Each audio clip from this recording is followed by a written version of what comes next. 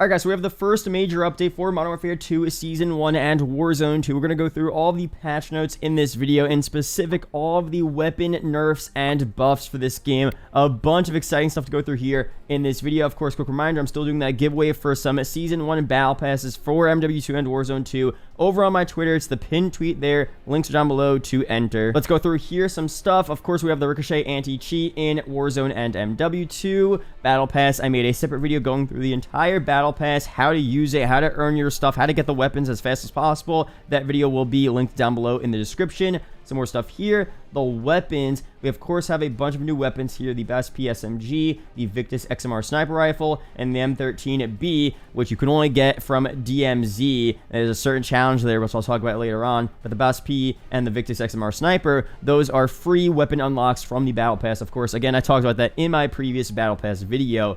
Let's go through here. The actual changes for these weapons here. We were expecting a major weapon balancing update. We finally have one here. First up here, for all assault rifles, increase to long distance flinch on all ARs. Interesting stuff there. For the Cast-Off 545, ADS speed increase. Very interesting. Improved iron sight ADS sight picture. So a little nerf, a little buff there. We have the Cast-Off 74U, ADS speed decrease.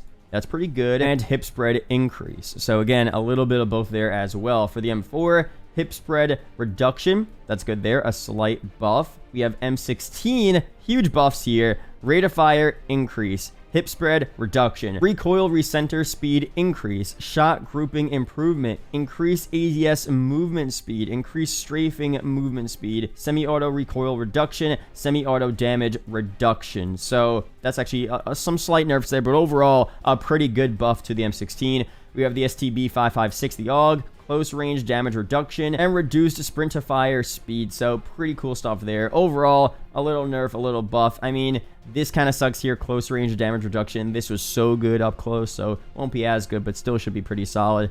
For battle rifles here, we have the FTAC Recon, ADS speed improvement. I have a feeling for a lot of these weapons, they should improve the ADS. Seems like we're getting that there. 5-round magazine, speed and handling improvement, increased flinch caused by bullets, and hip spread decrease. For the SO14, increased hip fire when full auto. Handguns here, increased to close range flinch on all handguns. Interesting. We have LMGs, increased to long distance flinch on all LMGs. Marksman rifles, lock with 300 damage range reduction. That was obvious that was going to happen. A little bit of a nerf there. SAB50, minor increase to flinch when hit. That makes sense. SPR 208, large increase to flinch when hit.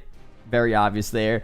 Shotguns, increase to close range flinch on all shotguns. The Bryson 800, close range damage increase and hip spread increase. SMGs, increase to long distance flinch on all SMGs. They're trying to do this for all these weapons here. Very interesting stuff. Yeah, for the FFS Hurricane, ADS move speed increase, increased headshot damage, and increased far range damage. Cool stuff there overall. Mini-back, movement speed decrease, damage range decrease, ADS speed decrease, and then hip spread increase. So I guess they're trying to make this more of an SMG, a bit more of a closer range weapon. That makes sense there. The PDSW 528, movement speed increase, damage range increase, ADS speed increase, hip spread decrease, and then adding laser and flashlight attachments, all that stuff there. Bell 46, damage range increase. Now for snipers here, the Signal 50 caliber, fixed attributes on the Signal 50 barrels.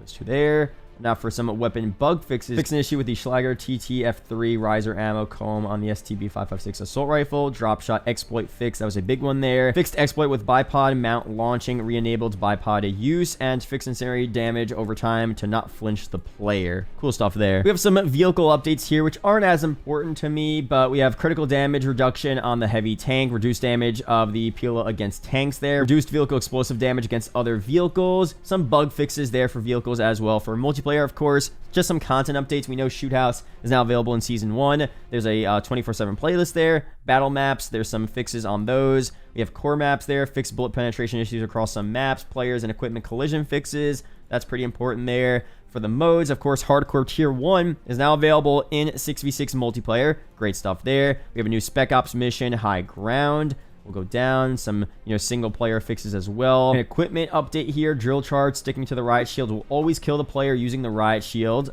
Kill streaks, cluster mines now stick to all vehicles, and allied deaths no longer give the player assist points while their counter UAV is active. Some UI UX changes, also pretty important. Combat record has been added for core multiplayer, which is so fire. Finally in the game, it looks great as well, so that's great to see. Calling card menu has been revamped to show challenges, also really cool. Customized tab added with the addition of custom loading screens, also sick as well. Other new content types, operator finishing moves, gun screens, and war tracks, all great additions there. And updates to weapon tab, including weapon brands visible and streamlined blueprint navigation. Great changes there. This is a major overhaul to the UI UX. All right, so we're in game here. I want to show you guys a bunch of these major overhaul changes. The customized tab is super interesting now. Let's go through some of the stuff here. The first one is the loadout screen customization.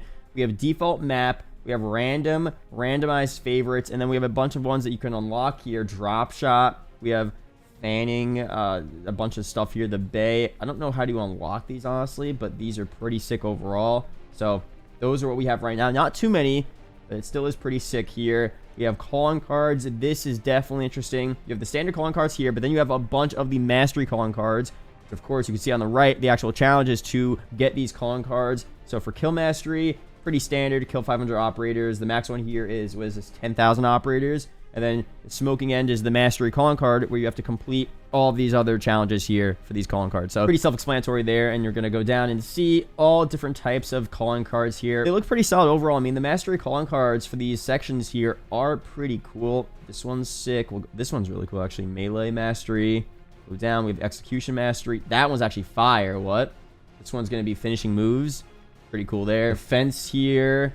Assault, vehicle kill, win mastery, DMZ exfil, DMZ cache extraction, DMZ UAV tower, a bunch of DMZ ones, contract boss mastery, agent kill mastery, operator kill. A lot of DMZ stuff here, honestly. I think there's some Warzone stuff later on here. Let me skip down.